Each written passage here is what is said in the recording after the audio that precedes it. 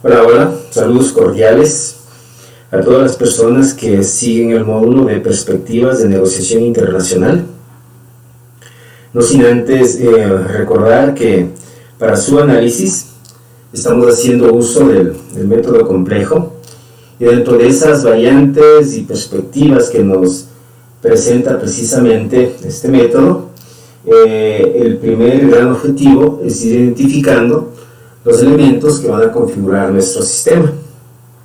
Para eso, en las dos primeras sesiones habíamos analizado la propuesta de alimentarlo con temas varios como son los ecosistemas, la alimentación, la migración, la domesticación, la apropiación, y de ahí precisamente la posibilidad de que en algún momento el hombre empezó a desarrollar ideas hegemónicas, partiendo de su conocimiento, de la voluntad del poder, de los sistemas de comunicación, el conflicto, las civilizaciones, el comportamiento denominado barbarie, los geocentrismos, la esclavitud, los limes, los imperios, la iglesia.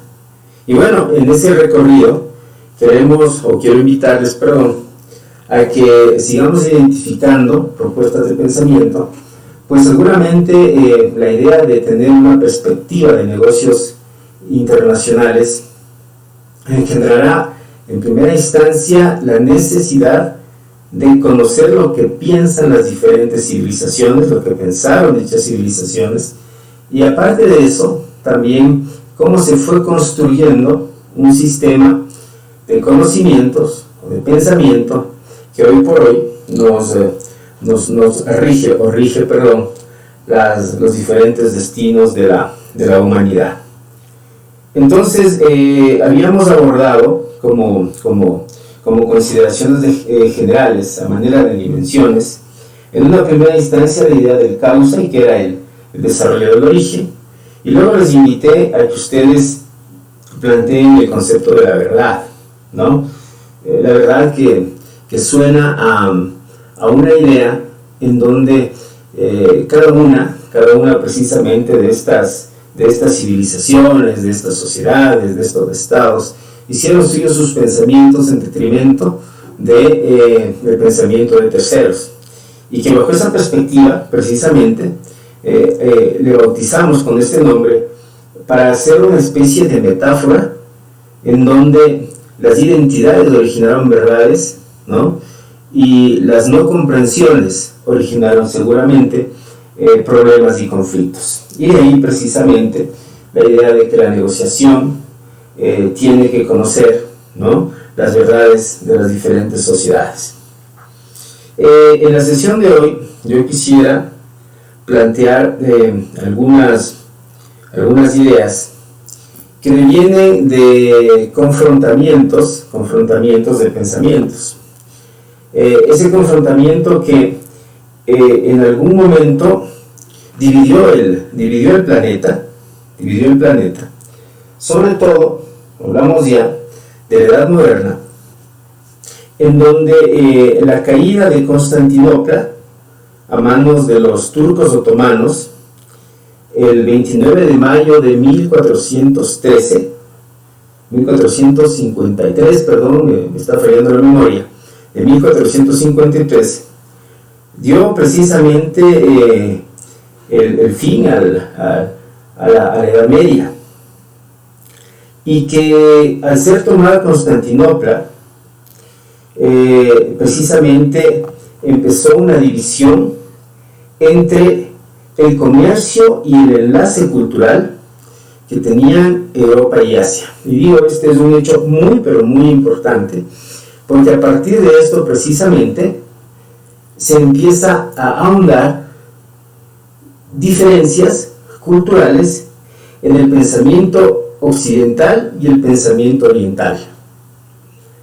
Y ese pensamiento occidental que en algún momento hizo suyo inclusive esas sociedades que ahora somos denominadas sociedades del sur. Entonces aquí invito a que formemos una trinidad, Occidente, Oriente, Sur, que nos sirva precisamente para empezar a desarrollar nuestro análisis de conocimiento, no sé si de comprensiones, pero de conocimiento, ¿no? de aquellos paradigmas, de aquellas ideas, ¿no? que tenían estas sociedades que se hicieron diferentes, ¿no es cierto?, bajo la perspectiva de cómo debieron o cómo deberían haber engendrado sus pensamientos. Entonces, en ese afán precisamente de hacer un análisis y una relación de estos pensamientos, yo quisiera en primera instancia dilucidar las ideas de antagonismos y complementariedades. Por favor, ideas de antagonismos y complementariedades. Y para eso, demostrar en primera instancia aquellos entornos calificativos que nos atribuían a los seres humanos. Hubo la idea de que nosotros habíamos logrado ser sapiens, el Homo sapiens. Por ahí también hubo la idea de que podíamos ser denominados el Homo faber, ¿no? Y de repente seguir mezclando ideas, y las perspectivas eran varias. El Homo economicus, por ejemplo, ¿sí? El Homo demens, y así una serie de calificativos. Pero ¿cómo nosotros podemos entender que un Homo sapiens de espíritu racional puede ser al mismo tiempo Homo demens, capaz del delirio y de la demencia? O sea, ¿cómo entender que el Homo faber, que sabe fabricar y utilizar utensilios, también ha sido capaz, desde los orígenes de la humanidad, ¿no?, de producir innumerables mitos? Imagínense, el que fabrica, ¿no?, el que es un ser que materializa las cosas, de repente también puede mitificar muchos elementos. O como un Homo economicus, que se determina en función de sus intereses, es también un Homo ludens, del que se ha ocupado, y aquí referencio a Huizinga hace algunas décadas, que es precisamente quien bautizó con este contexto al Homo, ¿no es cierto?, diciendo que es un ludens, es decir, que es un hombre del juego, del gasto, del derroche. Es necesario que nosotros integremos y vinculemos esos rasgos contradictorios del Homo, y que desde estas fuentes, consideremos que precisamente por esos antagonismos pudo haberse engendrado una barbarie humana.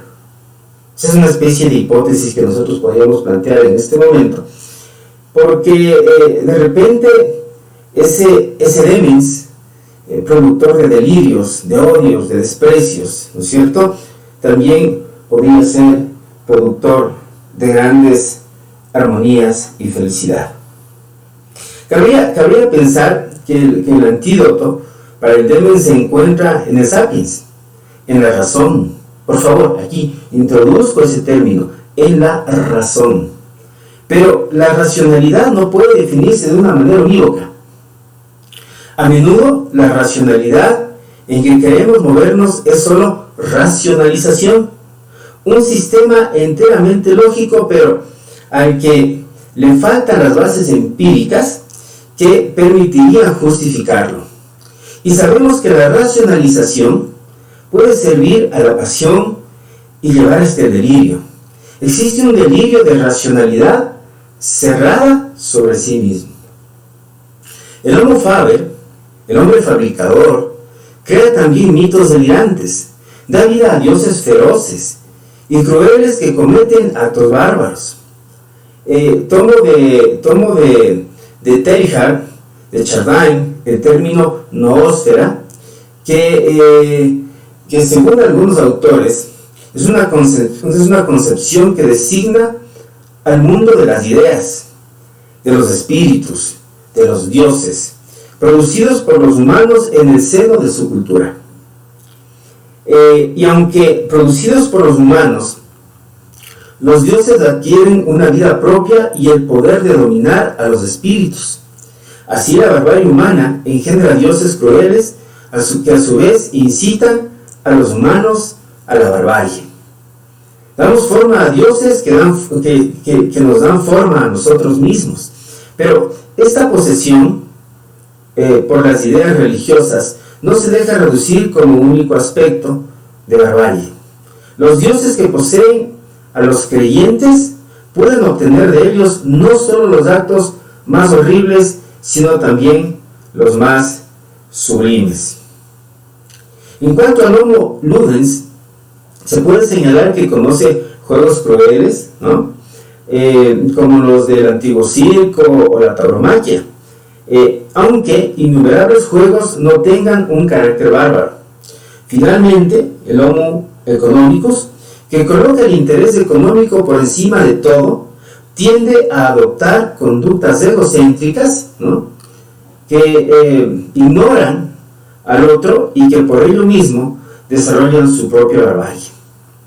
Así vemos cómo las potencialidades, las formas virtuales de barbarie, aparecen en todos los rasgos característicos de nuestra especie humana.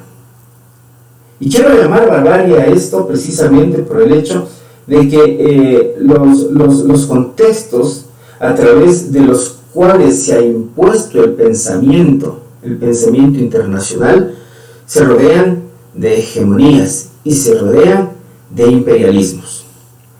Es muy importante que nosotros entendamos que ese pensamiento occidental, que nació precisamente a partir de la Edad Moderna, nos llevó a manejar esa fragmentación precisamente por la idea de que en algún momento, la ciencia occidental empezó precisamente a denotar contextos de racionalidad, ¿no?, en el actuar de las personas, al reducir la racionalidad a la demostración empírica. ¿Sí? Es decir, todo lo que era ciencia y todo lo que era demostrable, desde el pensamiento occidental se convirtió en racionalidad, dejando precisamente los temas o a las sociedades orientales, ¿sí? Precisamente la idea de que seguramente ellos se iban por esos lados de la noósfera que les referenciaba hace un momento. Entonces es muy importante que nosotros por acá tratemos o abordemos algo que es, o algún autor que es muy interesante como para confrontarlo. Y estoy hablando de Capra, ¿no? Que él escribió un libro denominado El Tao de la Física. Y miren que entre el Tao y la física aparentemente nosotros deberíamos encontrar diferencias, ¿no? Pero que cuando estudiamos este libro precisamente nos invita a reflexionar sobre el paralelismo que existe entre esas diferentes sociedades. Entonces cuando nosotros analizamos precisamente este Tao de la física, vamos a encontrar dos sistemas de pensamiento propuestos por Capra. Y él, en primera instancia, nos invita a que nosotros manejemos o desarrollemos la idea de que el pensamiento occidental fue un pensamiento que se alineó mucho a la parte de la física, en tanto que el pensamiento oriental se alineó a los temas del misticismo. O sea, una visión del mundo esencialmente mística nos llevaría a que tengamos un pensamiento en donde las intuiciones, ¿sí?, nos lleven a desarrollar nuestra vida bajo una idea no racional según los temas occidentales. La física está de algún modo volviendo a sus comienzos, es decir, hace 2500 años. Y es interesante seguir la evolución de la ciencia occidental a través de su camino en espiral, partiendo de filosofías místicas de los antiguos griegos, elevándose y seguramente desplegándose con una evolución intelectual muy impresionante, separándose cada vez más de sus orígenes místicos hasta llegar a desarrollar una visión del mundo en total contraste con el lejano oriente. Ahora, en sus etapas más recientes, la ciencia occidental está finalmente superando esta visión y está volviendo a la de los antiguos griegos y a las filosofías orientales. Sin embargo, no se basa solamente en intuiciones, sino en un riguroso y consistente formulismo matemático. Ahora, las raíces de la física, como las de toda ciencia occidental, se hallan en el primer periodo de la filosofía griega, en el siglo VI a.C., en una cultura en la que no existía separación alguna entre ciencia, filosofía y religión. O sea, todo era complementario. Y los sabios, precisamente de la escuela de Mileto, no se preocupaban de esas definiciones, de esas distinciones, ¿verdad? No se preocupaban de las diferencias. Su finalidad era descubrir la naturaleza esencial, la constitución real de las cosas, que ellos la llamaban physis. El término física se deriva de esa palabra griega, y por lo tanto inicialmente significaba el empeño por conocer la naturaleza esencial de las cosas. Por favor, y aquí quiero que ustedes se queden con ese temita. La escuela de Mileto necesitaba que se generen comprensiones para entender la naturaleza esencial de las cosas. Por favor, es el primer gran contexto que quisiera que se lo maneje, porque la naturaleza esencial de las cosas nos llevaría a una comprensión holística, ¿no? Tales declaraba que todas las cosas están llenas de dioses, ¿no? Y Anaximandro vio el universo como una especie de organismo sostenido por el denominado neuma, ¿no?, que era un aliento cósmico. Del mismo modo que el cuerpo humano estaba sustentado por el aire. Eso decían en esa época. La visión, en cambio, monística y orgánica de los filósofos de Mileto, y les decía en cambio porque precisamente tenía que manejarse bajo un concepto eminentemente orgánico, estaba muy cercana a las antiguas filosofías de China e India. Y estos paralelismos, digamos así, con el pensamiento oriental, se acentúan todavía más en Heráclito de Éfeso. Heráclito creía en un mundo de perpetuo cambio, en un eterno devenir. Para él, todo ser estático estaba basado en un error de apreciación, y su principio universal era el fuego, símbolo del flujo continuo y del cambio de todas las cosas. Heráclito enseñó que todos los cambios que se producen en el mundo ocurren por la interacción dinámica y cíclica de los opuestos. Vean qué interesante el tema. O sea, todos los opuestos ejercían cambio. Estamos hablando de la noche, del día, del hombre, la mujer.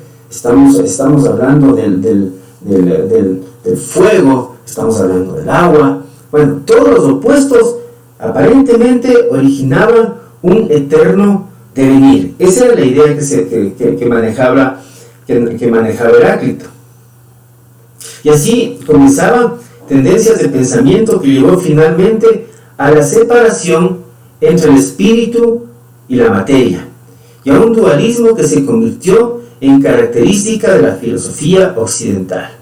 Por favor, Se separó espíritu y materia. Ese es uno de los grandes temas que aparentemente, ¿no?, engendran la diferenciación entre Occidente y Oriente.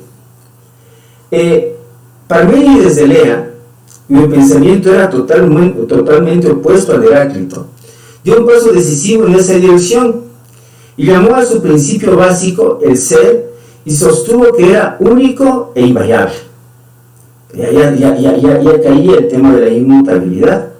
Consideró que el cambio era imposible y anunció que los cambios que creemos percibir en el mundo son meras ilusiones de los sentidos. Eso es lo que nos decía este filósofo. A partir de esa filosofía, el concepto de una sustancia indestructible que presenta propiedades variables fue creciendo hasta llegar a convertirse en uno de los conceptos fundamentales del pensamiento occidental. Por favor, el estatismo fue uno de los pensamientos fundamentales del pensamiento occidental, es decir, en el cosmos todo era inmutable. Seguramente lo único que cruzaba el tema de la inmutabilidad del cosmos era el tiempo, y que fue uno de los principios newtonianos que engendraban precisamente esas ideas y que dirigieron a la física durante muchos años. Bueno, una vez que la idea de la separación entre espíritu y materia hubo arraigado, los filósofos, en lugar de pensar en el mundo material, volcaron su atención hacia el mundo espiritual, hacia el alma humana, hacia los asuntos de la ética y la moralidad. Y estas cuestiones ocuparon el pensamiento occidental durante más de 2 siglos, a partir de la culminación de la ciencia y las culturas griegas que tuvo lugar en los siglos V y IV antes de Cristo. El nacimiento de la ciencia moderna, ¿sí?, fue precedido y acompañado por una evolución del pensamiento filosófico que llevó a una formulación extrema del dualismo de espíritu y materia. Esta formulación apareció en el siglo XVII en la filosofía de René Descartes. Por favor, cuando ustedes oigan hablar de un pensamiento cartesiano, ¿sí?, viene del hecho de que René Descartes en algún momento quiso matematizar todo, es decir, matematizó todo. La idea era en que se cimentaba bajo el hecho de que la racionalidad viene de la demostración y la única forma de demostrar las cosas era a través de las matemáticas. Ese pensamiento es un pensamiento cartesiano, ¿ya? Y precisamente René Descartes basaba su visión de la naturaleza en una división fundamental, en 2 reinos separados e independientes: la mente y la materia. Esta división cartesiana permitió a los científicos tratar a la materia como algo muerto y totalmente separado de ellos mismos, considerando al mundo material como una multitud de objetos diferentes ensamblados entre sí para formar una máquina enorme. Esa era la idea. Esta visión mecanicista del mundo la mantuvo también Isaac Newton, quien construyó su mecánica sobre esta base y la convirtió en los cimientos de la física clásica. Desde la segunda mitad del siglo XVII hasta finales del siglo XIX, el modelo de la naturaleza se basaba precisamente en los temas de invariabilidad, ¿no es cierto? Y decían, por lo tanto, que los sistemas eran eternos. La filosofía de Descartes no solo tuvo su importancia en el desarrollo de la física clásica, sino que además ejerció una influencia tremenda sobre el mundo de pensar occidental hasta nuestros días. La famosa frase de Descartes, cogito ergo sum, ¿no?, pienso y luego existo, llevó al hombre occidental a considerarse identificado con su mente en lugar de hacerlo con todo su organismo, ¿ya? Ahora, ¿qué sucede? Sucede que ese pensamiento occidental, que es mecanicista, ¿no es cierto? Que ese pensamiento occidental que se alineaba a las cosas, que ese pensamiento occidental que se alineaba a la ciencia, entraba en lados opuestos con un pensamiento oriental,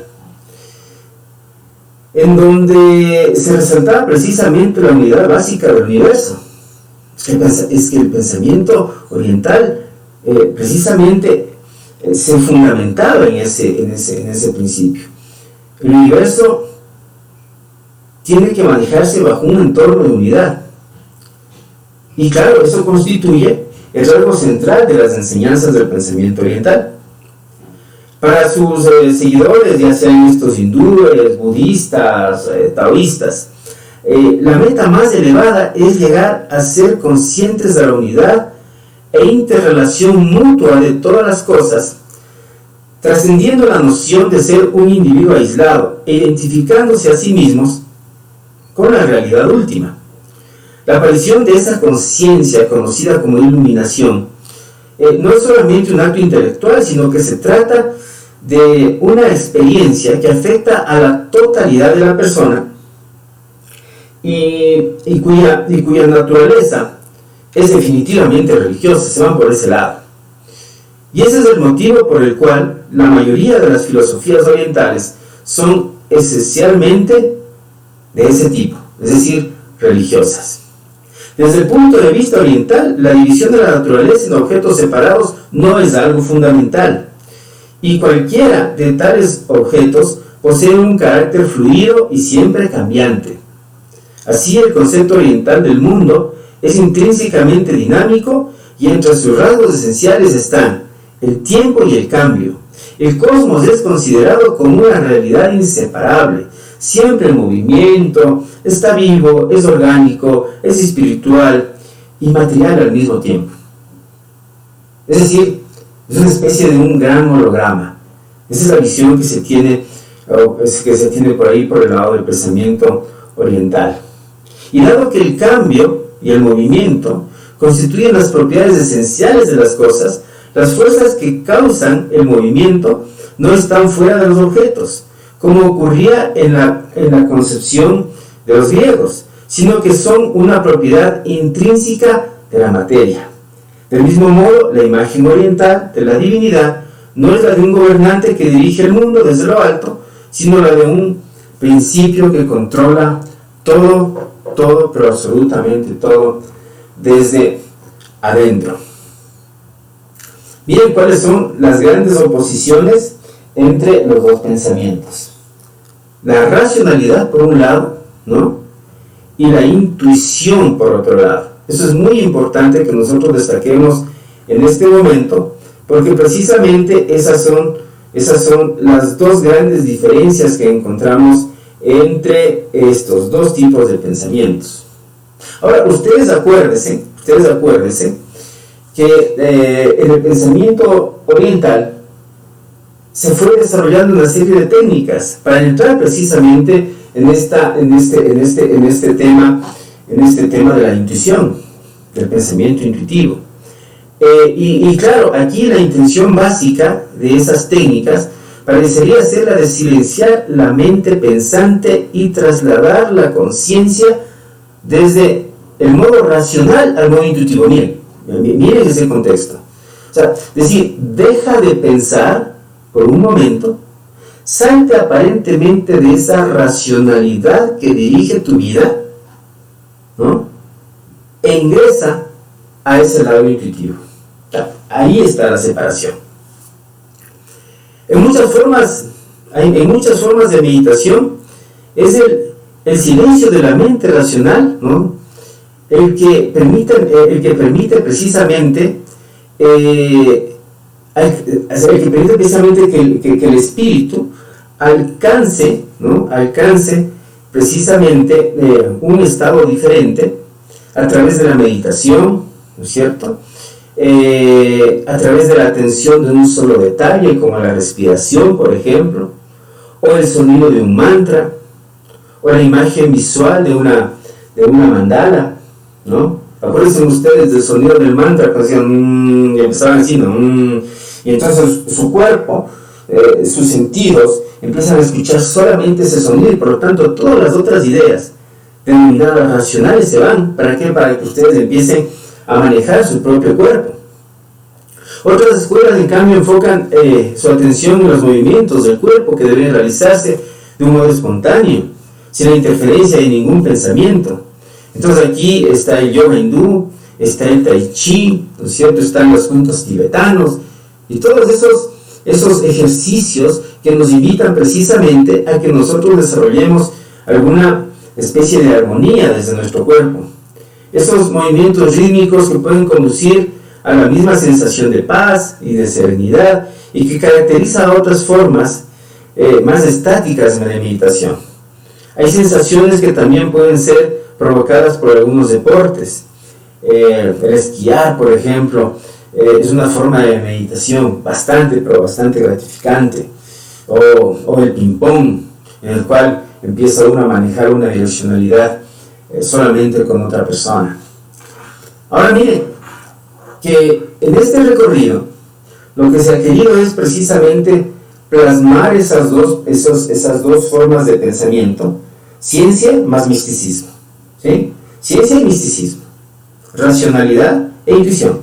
Esas son dos realidades que separaron, pero que tienen que ser complementarias. Son complementarias, porque precisamente el ser humano es físico y también es místico. Esa es la idea que quería darles en una primera instancia, para que ustedes lo piensen. ¿Y qué tiene que ver esto con el tema de negociación? Precisamente ustedes van a tratar de entender lo que son las diferentes sociedades, ¿no? Van a tratar de entender cuáles son aquellos direccionamientos que mueven esas sociedades, que en algún rato puede ser que se convirtieron en cultura, ¿ya? Porque no nos olvidemos que la cultura, precisamente, está interrelacionada con las creencias, los valores y las costumbres. Ustedes me dirán, a ver, creencias, valores y costumbres, cultura, claro, ¿no? Las creencias que son aquellos elementos que configuran la importancia que una persona le da a ciertos atributos de algo. La importancia que le da. Y si quieren, aquí me voy un poquito al lado de los negocios, ¿no? Porque resulta que de repente en ese ir y venir de mercancías, yo quiero comprar un chocolate, ¿no? Y yo caracterizo elementos que son importantes para mí, para el consumo de chocolate. Ahora muchas personas podrán decirme, lo que pasa es que es la marca y es un Hershey.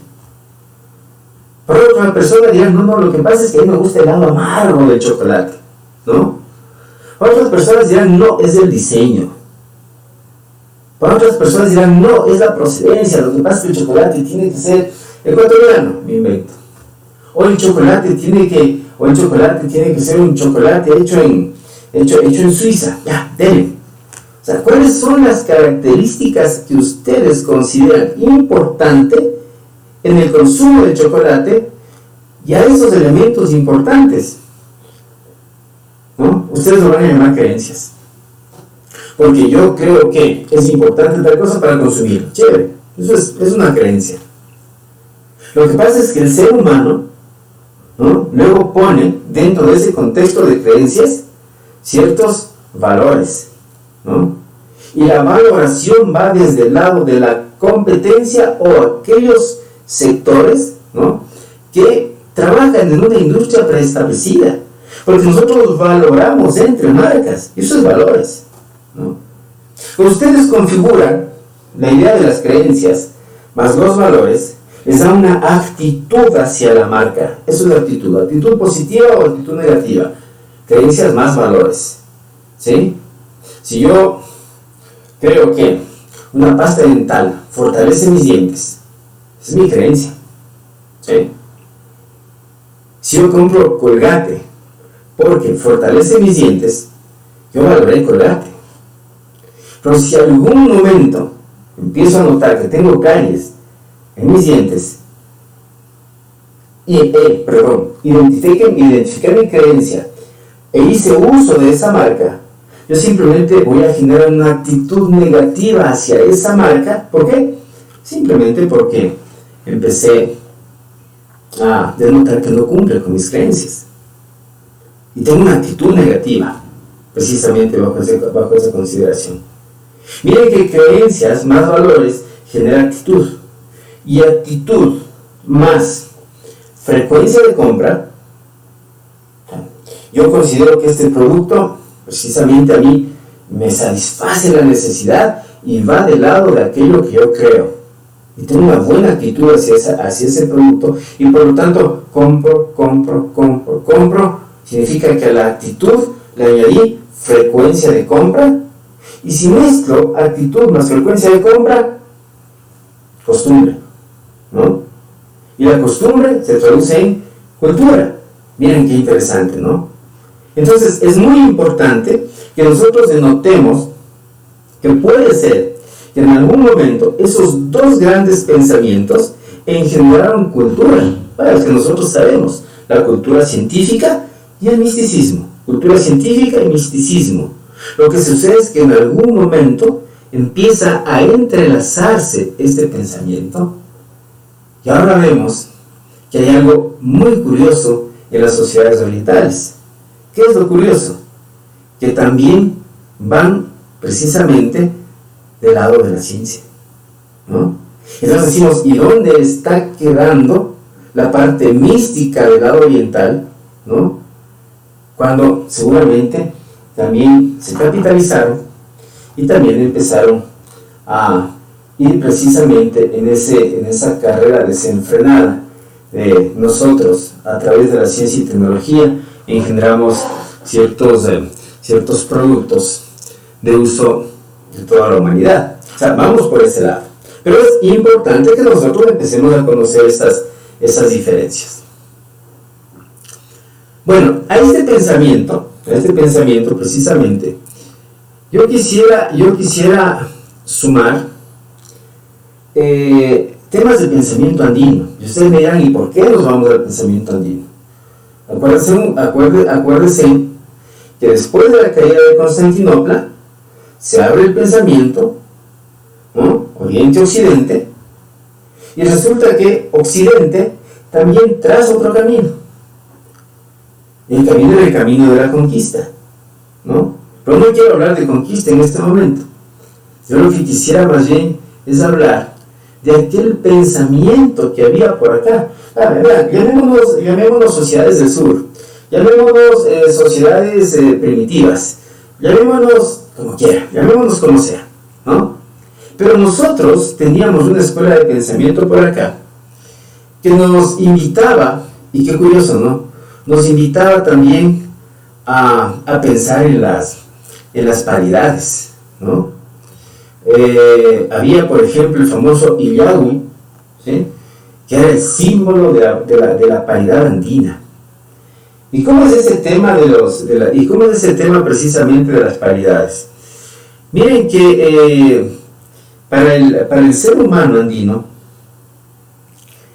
el pensamiento siempre se engendraba a partir de que tenían una comprensión vivencial en donde el uno no existía, sino que en la complementariedad siempre debíamos pensar en dos, ¿sí?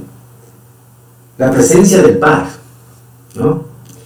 En los templos semisubterráneos y cultos, el cuadrado, el circular, el paterno, el materno, el masculino, el femenino, ¿no?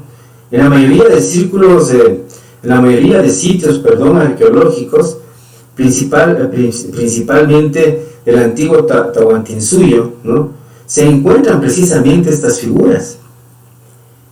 Y claro, uno de los sistemas que son simbólicos y que precisamente engendran la posibilidad de comprensión desde las paridades es la cruz cuadrada del Tiwanaku, ¿no?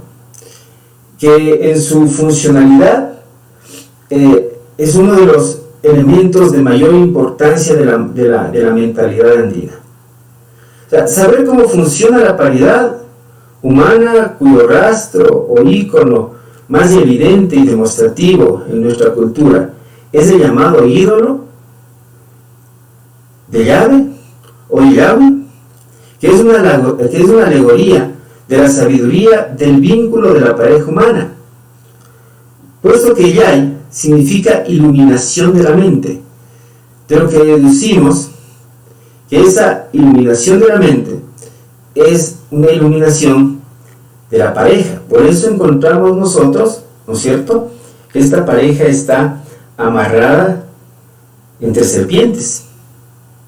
Ese era uno de los símbolos, uno de los tótems, una de las representaciones que nosotros teníamos, porque nosotros no engendrábamos la posibilidad, no engendrábamos el pensamiento de los dioses cristianos, sino que teníamos un pensamiento de la realidad. Por eso las representaciones que teníamos precisamente en los tótems.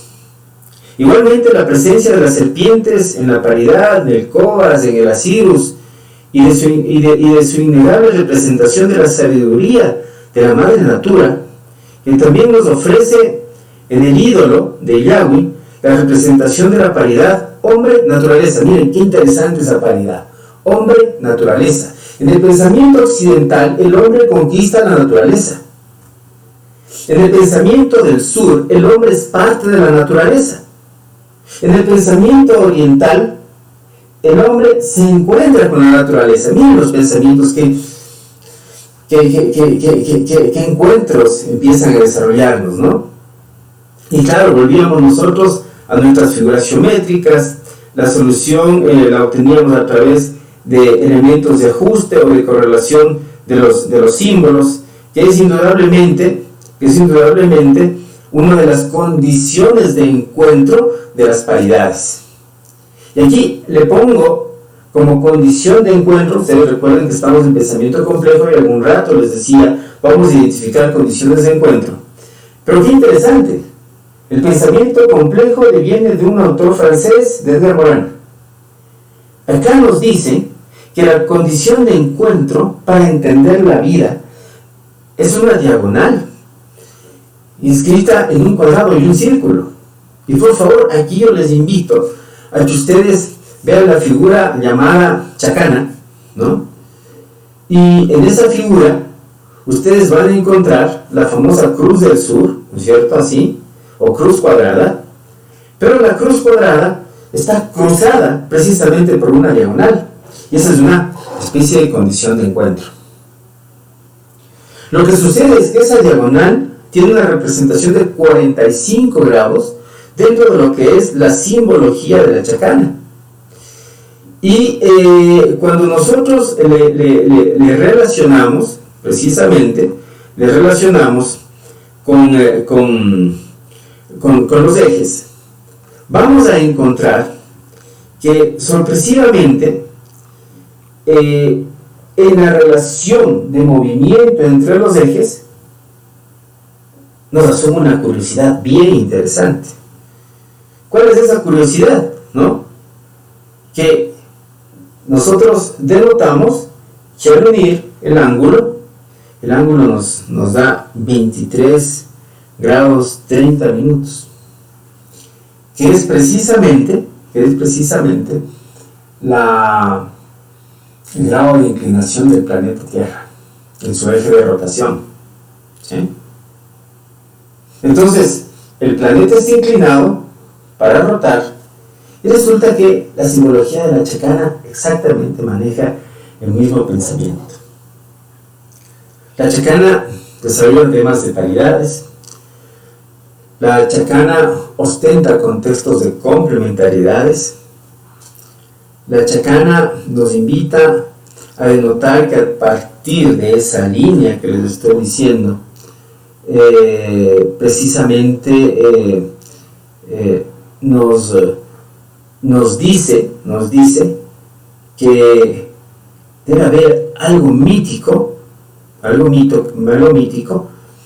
que hace que la vida se origina a partir de ese eje, y precisamente muchos de los pueblos andinos, precisamente de las ciudades principales andinas, precisamente forman una línea recta.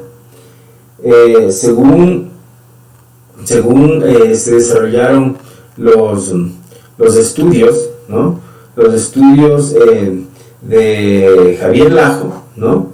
Y también de María Chonlen.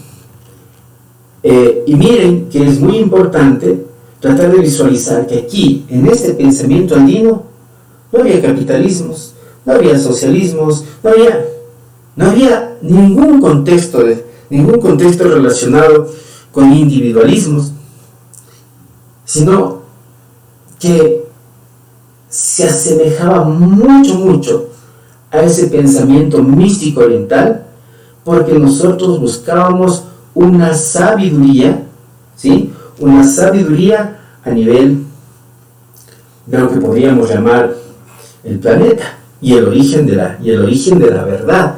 Pero el origen de la verdad para la concepción preincaica precisamente era el origen de la vida. Miren esos pensamientos que son bastante diferentes, pero que tendrían que engendrar complementariedades. Entonces, ciencia, espiritualidad, sabiduría. ¿Qué les parece esa trinidad? ¿No? O sea, yo tengo que estar preparado dentro de mi concepto de negociación para entender que existen o que existirán personas apegadas al pensamiento científico. Por favor, eso es indudable. Eso es indudable en el mundo. Apegados a contextos tecnológicos, es indudable, ¿sí? Pero por favor, también tenemos que estar preparados para entender que hay personas que son espirituales, ¿no? Místicas. Es muy interesante el tema. Místicos. Y también debemos nosotros estar preparados para entender que hay gente que va atrás de una sabiduría, que es un englobante de todos aquellos elementos que configuran precisamente la mente humana, ¿no? La sabiduría. Ciencia, espiritualidad, sabiduría. Física, misticismo, ¿no? O de repente, por ahí, nosotros podríamos llamarle primitivismo, como nos quieran denominar. Porque también nos han dicho que nosotros somos sociedades primitivas y las sociedades históricas son las que dejaron historia. ¿Ya? Y de repente, por ahí, nosotros podríamos ir configurando una idea planetaria que nos lleve precisamente a tratar de entender cuáles son los elementos que hacen que la diversidad de seres humanos debe ser comprendida en un contexto de negociación. Por favor, la verdad nuestra solamente es nuestra verdad. Hay que tratar de comprender la verdad de los otros. Y hay que aceptar la verdad de los otros, porque para eso nos vamos a sentar en una mesa de negociación, para precisamente entablar relaciones en donde el uno y el otro pongan sus posiciones, ¿no?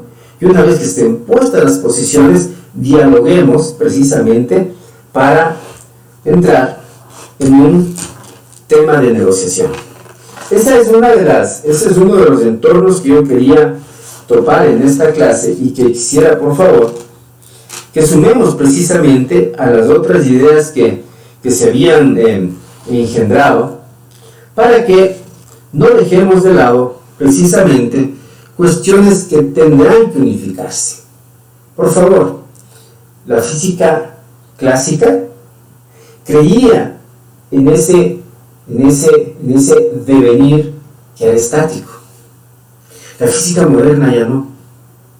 Miren que la física moderna está regresando nuevamente a temas de espiritualidad, porque seguramente a partir de Einstein, ¿no?, con el tema del mundo atómico o subatómico, se rompen todos aquellos conceptos físicos clásicos que se tenía inicialmente. la velocidad, el espacio, el tiempo, cuando de repente somos la curvatura, pues, ¿no? Cuando somos la relatividad, cuando las leyes conocidas en la física clásica no se aplican para la física atómica. Ya ingresamos nuevamente a encontrar paralelismos. Paralelismos que, si ustedes mal no recuerdan, en algún momento se les decía, oigan, deberá haber paralelismos a lo largo del planeta Tierra porque nosotros venimos de posiciones genéticas que tienen un tronco común. Entonces hay paralelismos. O sea, ¿cómo entender, por ejemplo, cómo entender el hecho de que las ardillas sepan cuál va a ser el grado o el nivel de cosecha de las nueces, de sus frutos, ¿no? Previo a embarazarse, previo a tener crías, porque los estudios están dados de ahí.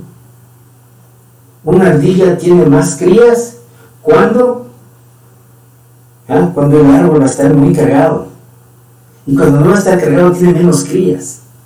O sea, ahí hay un paralelismo entre lo animal y lo vegetal. Hay paralelismos que nos invitan a pensar de una manera similar alrededor del mundo, entendiendo que también existen diferencias. Entonces, en algún momento, nosotros tendremos que empezar a entender que esos temas de negociación deberán engendrar paralelismos, a pesar de que tengamos diferencias, ¿no? Entonces, en esta clase, precisamente, yo había querido topar estos temas para que de alguna manera, por favor, empecemos a pensar en esos otros lados, ¿ya? Esos otros lados que, sin ser seguramente nuestra verdad, pasan a ser la verdad de los otros. Bueno, muchas gracias. Hasta ahí podríamos avanzar en nuestras sesiones y nuestro módulo de perspectiva de negociación internacional. Hasta luego.